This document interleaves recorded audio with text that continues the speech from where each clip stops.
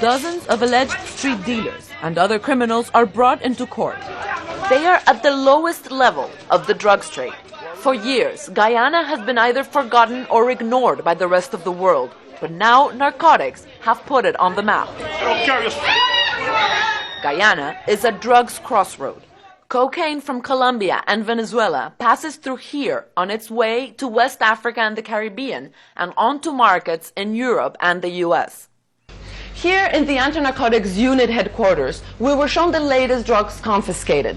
7 kilograms of cocaine were soaked into these clothes. There were also some drugs found inside these cardboard separators, and 3 kilograms of pure cocaine, worth about $300,000 in the streets, were hidden here in this false bottom of the suitcase. There were also greeting cards destined to Canada and England, and when you actually open the greeting card, you find 23 grams of cocaine worth about $5,000 in the streets of Europe and North America. In fact, here in Guyana, there is a saying that the only thing drug lords have not put cocaine into is the national anthem.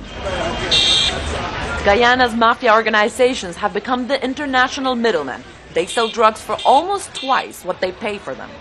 An underfunded police and thousands of kilometers of unpatrolled borders make it difficult to combat the drugs trade. You see, these people have lots of money, and so they can pay you 5 or 20 times the amount of money you work for you to facilitate their operations. But the government is fighting back. A quarter of the anti-narcotics police was fired after corruption allegations, and a new anti-drugs chief has been named. I am concerned about my safety, but I take adequate precautions. In his first ever media interview, he asked us to hide his face because the drug lords have a bounty for anyone that brings them his picture. He showed us the lavish homes where they live openly. That's the home of Ricardo Rodriguez on your right. This is the home of Mr. Barry Dataram. We're trying to extradite him to the United States, and he's currently in hiding. The mafia here enjoys its wealth at parties and trips around the country.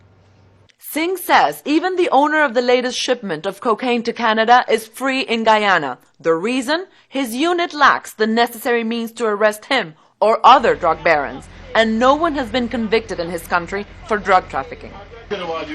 But he has a plan. Starting with raids on drug houses in poor neighborhoods, he hopes to gain the community's trust and cooperation that will eventually lead to the big fish. Mónica Villamizar, Al Jazeera, Guyana.